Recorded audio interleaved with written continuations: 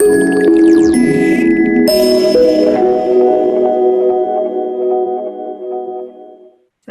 to today's Conceive Baby discussion. I'm your host, Tasha Jennings, naturopath, nutritionist, and author of The Fertility Diet. And today we're going to be talking about a very topical issue, and that's donor conception. We now not only have donor sperm, we have donor eggs and donor embryos.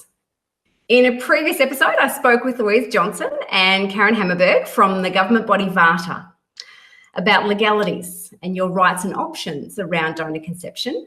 And today we're going to discuss the actual process. What is involved in a donor conception from an egg donation perspective? And today I'm speaking with Dr. Raelia Lew.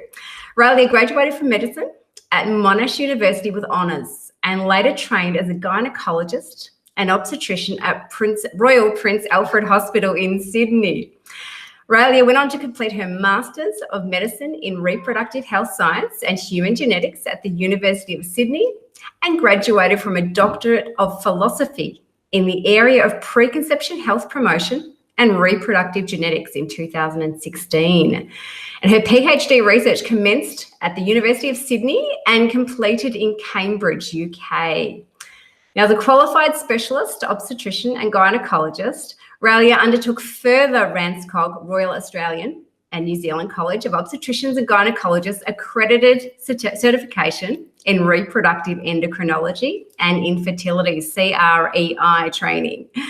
Now, fewer than 2% of Australian obstetricians and gynaecologists hold a CRE, and it represents the highest level of Australasian postgraduate training in IVF, reproductive endocrinology, advanced minimally invasive gynecological surgery, comprehensive fertility care, andrology, male fertility and hormone management, and assisted reproductive technologies. And I'm thrilled she's taken time out of her very busy schedule to be with us today. Welcome, Raelia. Thank you for having me. Now, that is an absolutely phenomenal bio that I've just read out there. You obviously have a passion for fertility. Can you tell us a bit about your journey and what led you to all those amazing qualifications? So I realised very early in my career that I wanted to be a fertility specialist, and I took the most direct pathway I could to get there. So I knew that to do that I would need to do obstetrics and gynaecology, but it was always in my mind that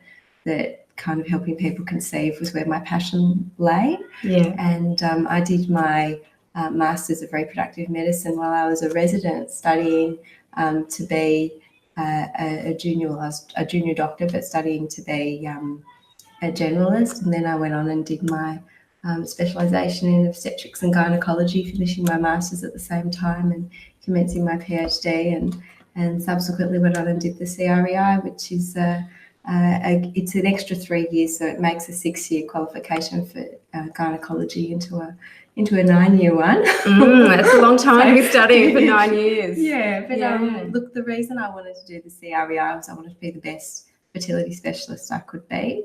I wanted to have that core knowledge and that core training, and doing that formal qualification really put me in very good stead. It was quite grueling. You have to do a whole other set of exams. As a mum of young kids, that was not the world's easiest kind of path to choose, but we got there with a lot of support from my family as well. Yeah. And and look, I've loved every moment. I've had the opportunity to work in different units in different states of Australia under the most kind of phenomenal fertility specialists around, and I've had a lot of support and collegiality in my training and in my work that came from that.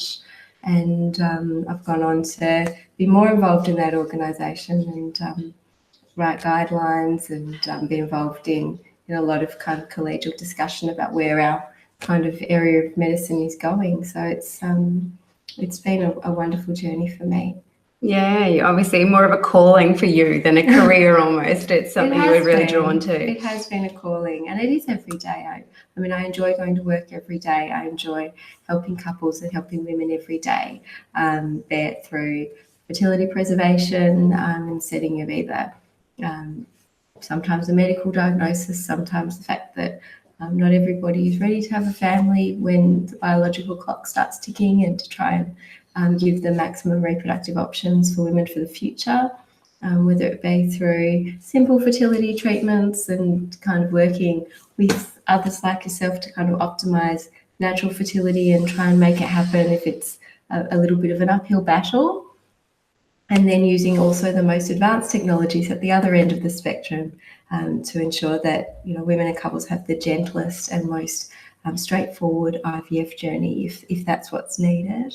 And my PhD is in the realm of genetics, which is a particular interest of mine, and I've always been passionate about using technology to try and ensure that we can have healthy families and avoid serious illness in children.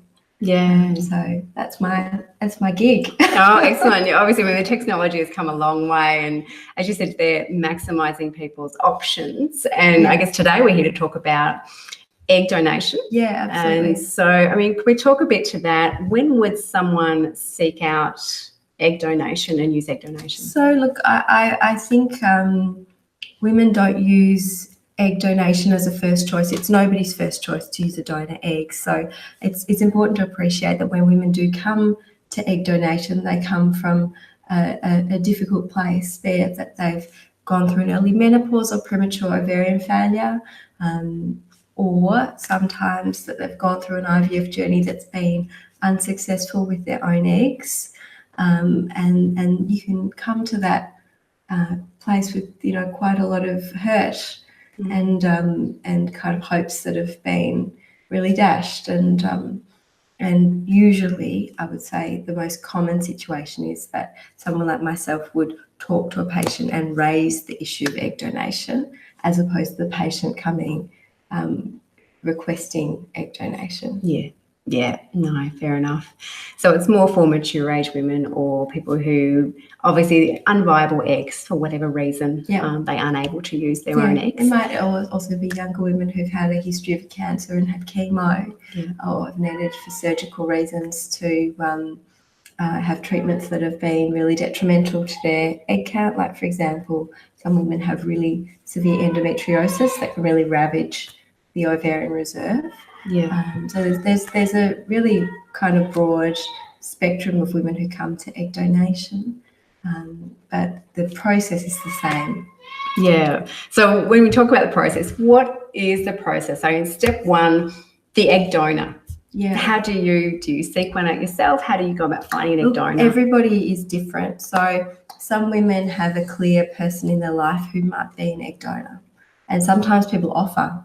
You know, people do offer. It's such a generous offer. Yes, it is. But when you find that someone in your life is really struggling and you see their pain and their suffering, you know, people do offer.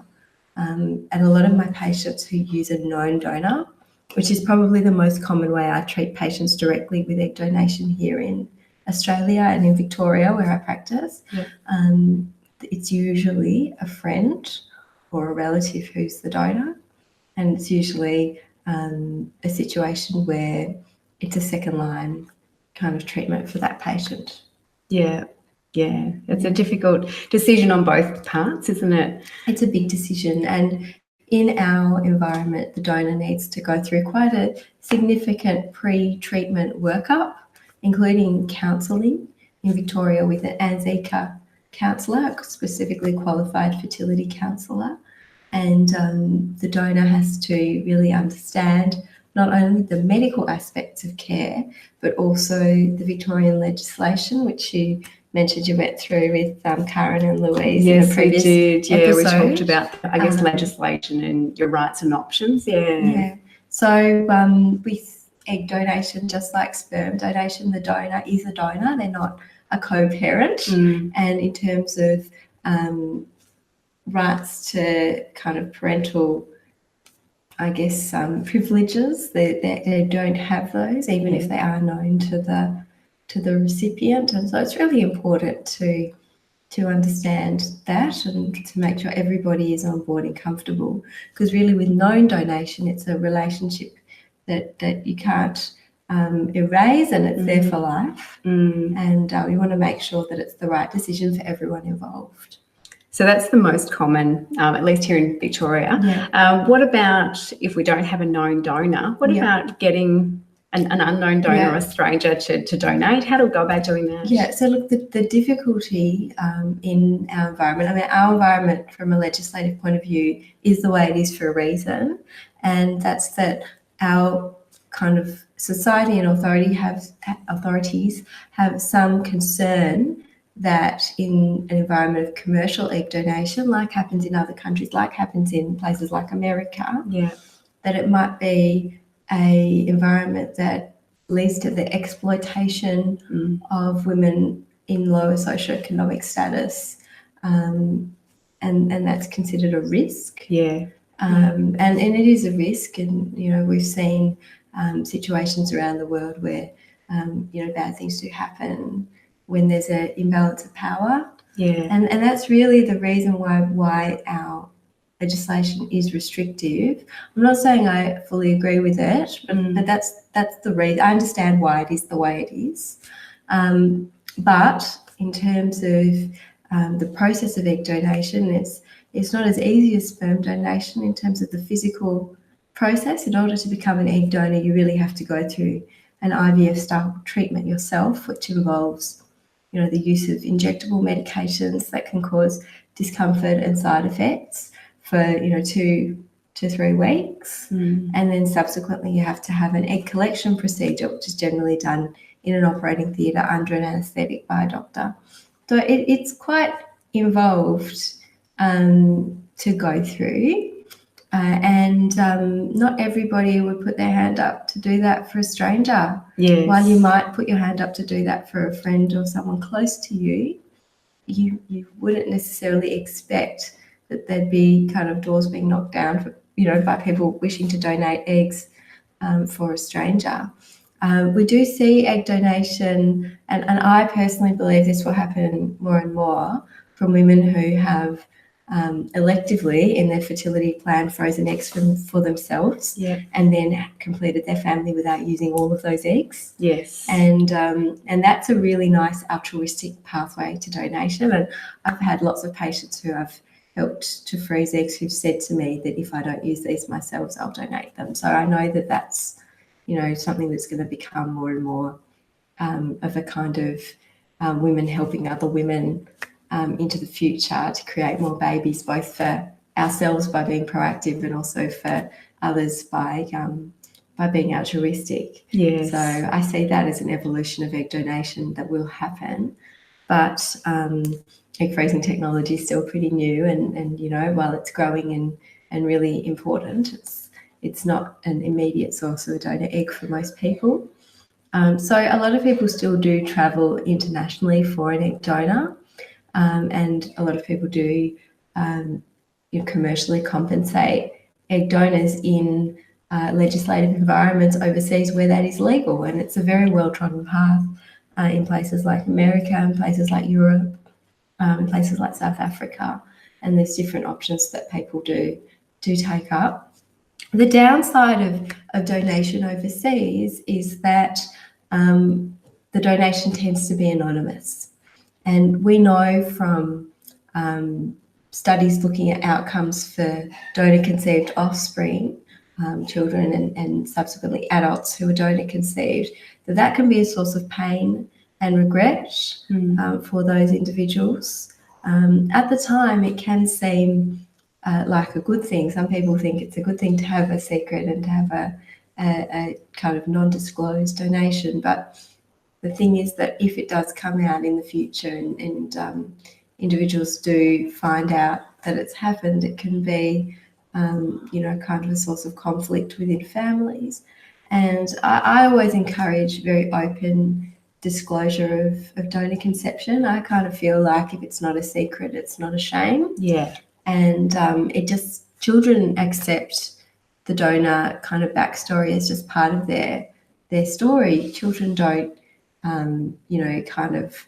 they don't judge, and they know you love them. And, I always, when I talk to women about egg donation, if it's the right thing for them, I kind of frame it in that a donor egg, it's an amazing gift. The egg is is a cell with kind of, you know, unparalleled potential. And while it gives the female part of the DNA of the, I guess, instruction manual on how to make human, that's by no means all it does. I mean, it provides all of the cellular infrastructure and kind of facilitates the embryo development. So it is important.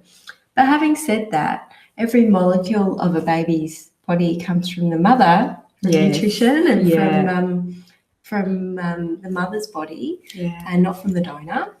And every experience that is shared with the mother and not with the donor. And as a mother, I deeply feel that the experiential connection to my children is equally, if not more important than any genetic connection, which is much more esoteric. So I think that, you know, women who use a donor egg love their children as much as women who use their own eggs. That's something people worry about. But I can tell you from experience, women who come to terms with the idea of using a donor egg do feel that way. And in terms of the experience of having a baby, it's very much their experience. So the donor's just giving a critical ingredient, such a generous ingredient, such a generous gift, but it's the very first part of a much longer story that the mother and child and father share together. That's such an important conversation to have, I think, what we've just had now about the donor conception and what's involved, so people are aware. And you're right, there's so much more to being a mother than just that little piece of DNA that starts the ball rolling. Yep. So it's great that you're open about that and discuss that with your patients. So, I mean, we talked about the logistics of it. What is involved from, you know, mentioned about the egg donor, and they go through a kind of IVF cycle. What about the recipient? What do they need to go through? So, look, I think the emotional side of things is by far and away the most difficult part of a recipient going through the donor process, because often they've had cycles of IVF treatment before themselves that have been unsuccessful. And so they've been through the roller coaster ride that IVF can be, and come out battle scarred from it. And in contrast, the physical aspects of donor conception are not particularly challenging. So you can do it in two ways. You can either try and have a kind of parallel donor cycle aiming for a fresh embryo transfer in the recipient. So trying to get the recipient pregnant in the same month that the eggs are donated. And the embryos are subsequently created. And usually with donors, it is embryos, not embryo, because usually you would encourage women to use a donor who is fertile, who has a good egg count, who is relatively young. That's the ideal donor. So the characteristics of an ideal donor would be proven past fertility, so having had children of their own, because that's an excellent prognostic factor for them to be successful.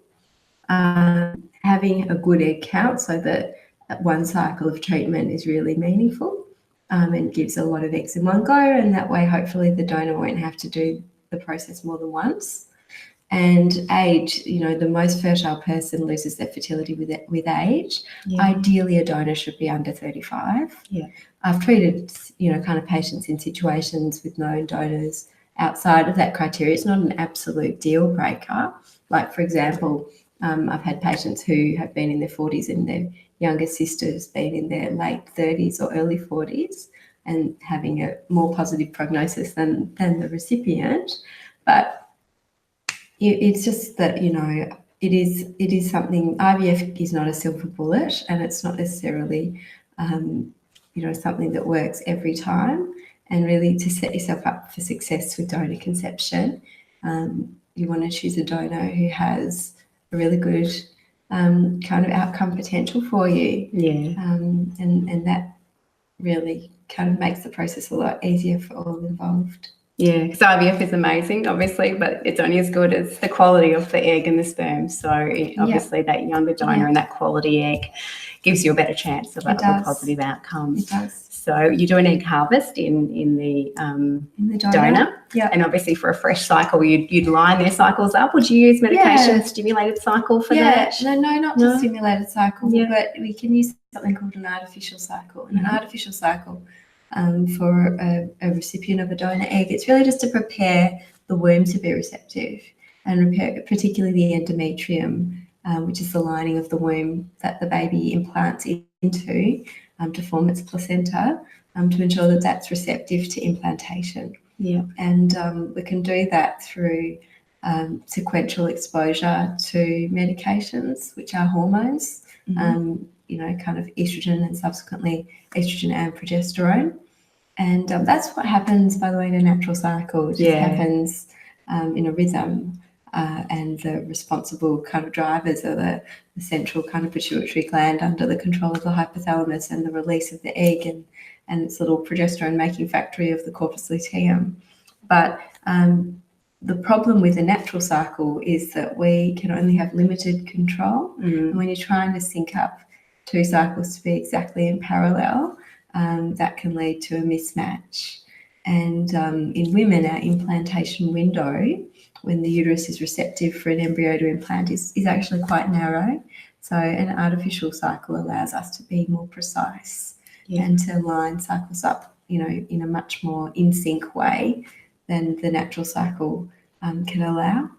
The downside of an artificial cycle is that it requires medication to continue until 10 weeks of pregnancy, and the baby relies on that medication to remain healthy. And so, especially in terms of progesterone support, that has to continue, usually in the form of vaginal pessaries, but sometimes in the form of injections for people who don't absorb progesterone so well. So it can be a quite, kind of full-on part of the treatment. Of course, you don't have to that way. So if you have a donor program where they've frozen the donor eggs, so you can sync that up with a natural cycle. Okay. And just have a no-drug approach. I love a no-drug approach. And I do that a lot when I have frozen embryos for patients, a kind of side effect minimization approach if it's appropriate. In terms of having embryos frozen, so you've used your donor egg, you've made embryos with either your partner's sperm or sperm from a donor. Sometimes you have double donor or donor embryo. Then you can again transfer an embryo to natural cycle if it's appropriate. So of course someone has to have a natural cycle. So in women who have gone through premature ovarian insufficiency and early menopause, they don't have a natural cycle. Yes, of course. So in that context you have to use the artificial approach. Yeah. And when you do so, when you use the artificial approach, it's equally successful when done properly. To a natural approach. It's just that it is very medicated.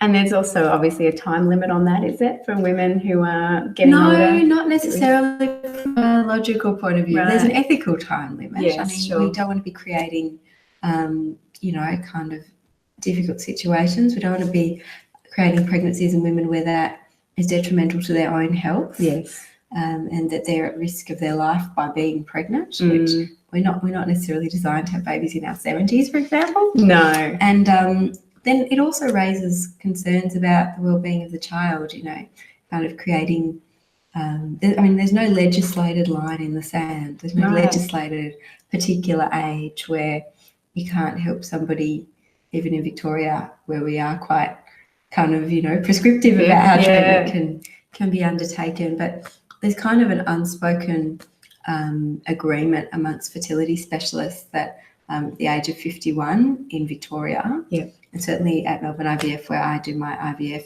work, that's the age that we have as a cutoff. It is arbitrary. The reason it's been chosen is that's the age at which the average woman goes through menopause. And it's very unlikely, extremely unlikely that a woman would conceive at that age naturally.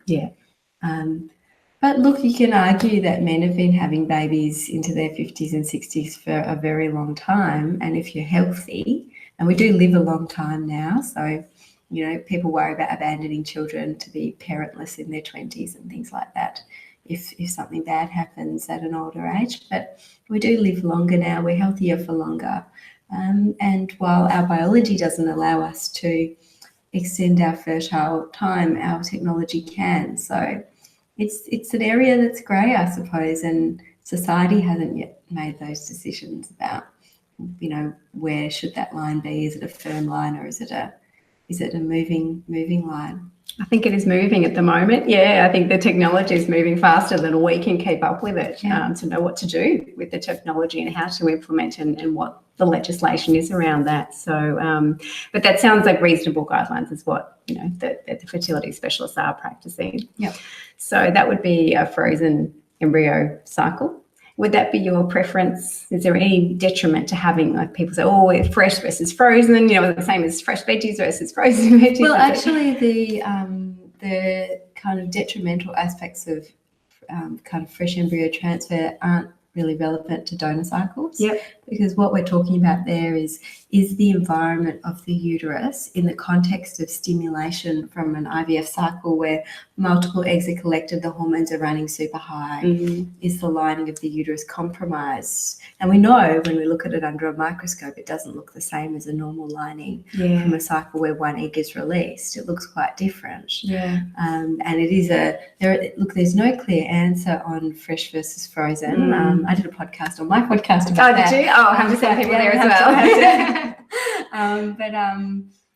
Look, there's pros and cons of every approach. So when you do a elective frozen cycle, you can make the endometrium as perfect as it can be to receive the embryo, but not every embryo survives the thaw, and we can lose embryos that are healthy and normal just because we froze them and warmed them again. Right. So that's the kind of the double-edged sword of the freeze-all strategy, that you can lose your golden embryo by freezing it. Right. We don't lose the majority of embryos. We only lose a minority, but the process is not perfect. Yeah. And so that's the argument. And there are many babies in my practice that are the result of a fresh embryo transfer. So it's hard to be too dogmatic about it. But there are circumstances where I do a freeze-all cycle and have excellent outcomes. Like, for example, when we're doing genetic testing of embryos, you can't get the results instantaneously. So you need to wait and freeze embryos. Sometimes women are at risk of hyperstimulation, which is when a treatment cycle that's resulted in a lot of eggs being collected have unintended consequences, like having fluid on the tummy and being swollen and being uncomfortable and being unwell, and seeking a pregnancy at that time can only be a risk to the patient, the woman. So settling kind of those symptoms down, putting the embryos in the freezer and being patient is the best way to keep a woman safe and avoid hyperstimulation if it's a risk. So, and we call that segregating the cycle. And some women, I believe, are more susceptible to having endometrial, what we call asynchrony, or endometrial kind of what we call ATP, or an abnormal lining in the context of a stimulated cycle than others. And we all vary, and for some women, a freeze-all cycle probably is the right thing. So it would be a case-by-case basis, really. So speak to your specialist. Absolutely. I'm a big believer in individualisation of care. You've got to see the whole chessboard. You have to think big picture. And I think if you just get too much in the moment, then you miss the forest for the trees. You have to kind of think, what does this patient want? What is their global ambition? How many babies do they want? Rather than just kind of being preoccupied with just one, because often when patients do come for help with their first baby, it is absolutely predictable that they may have a lot of struggle for any more. And there are many patients that we see in fertility treatment that are unable to have more than one child. Sometimes putting some embryos in the freezer for the future can prevent needing a donor egg. And for younger women, certainly, while egg freezing is not perfect, what egg freezing is about is kind of putting some eggs in the freezer to be your own donor if you need a donor. So it's really not that different from the egg donation conversation. And with egg freezing, the younger you are when you consider it, the better and stronger a resource you create for the future, and the less likely that you'll need a donor. I have patients who come to me in their late 30s to talk about egg freezing, and I always talk to women about the option of trying to have a baby instead of considering fertility preservation, because the only way that you can absolutely guarantee that you can have a baby is to have one. Yes. And anything else can maximise your chance, but there'll be women who do freeze their eggs who are unable to conceive when they come to use them. Having said that, I think as a global strategy, egg freezing has huge potential so that, more women overall, achieve their own family goals. And like we kind of mentioned, that there'll also be a secondary benefit for women who donate eggs to others, kind of the global village, that it does take a village to have a baby. And that's, to me, the obvious source of altruistic egg donation. And it's lovely that we have these technologies available, because as we were speaking off air, both of us got into this field because we see the value in having that decision not to have kids, having that decision taken away from you is really heartbreaking. And I think it's wonderful that we can have options that enhance our fertility, because biologically we're still, our body would like to have them when we're 16 maybe, but we don't want to have them when we're 16 anymore. So look, I think in some ways our generation is so fortunate in that we are blessed by the very, kind of amazing technology that we have. And in other aspects, things can be very difficult because society doesn't dictate when to have a baby or when to form a permanent relationship. And we've really not had those cues. And I've seen, peer group effects of that there are many women who are unable to kind of seek parenthood as a single mother because it's just not what they traditionally saw themselves as wanting. There are others that do make that decision, and so successfully and so happily. I've never had a patient regret having a baby, but many people, and I, in no way am I critical of this, want to have a baby in a more traditional context of having a life partner as part of that journey. And for some women, that's a deal breaker.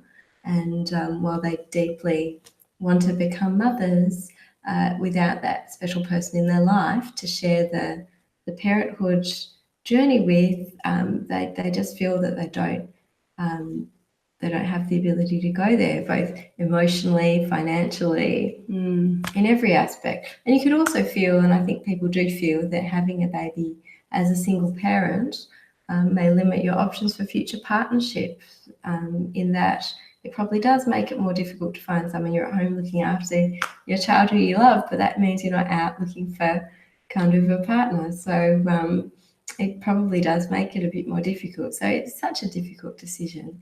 And it's in that context that more and more women do need a donor egg to help them have a family when they do have the right context to start a family. And often that is when they're 40 or beyond. It can be. Yeah, that's just today's technology. And also, as I was saying before, it's such a holistic approach that we need to be looking at. I think the technology has come so far, but it's great to see that we are looking at their emotional health, as you said, and we're talking about what it involves and the parenthood journey, and obviously working with people with their diet, with their lifestyle. It's about the person, as you said. It's not just about, okay, is embryo fresh or frozen? It's about what's best for that person and that couple or person themselves. So it's such a unique approach there.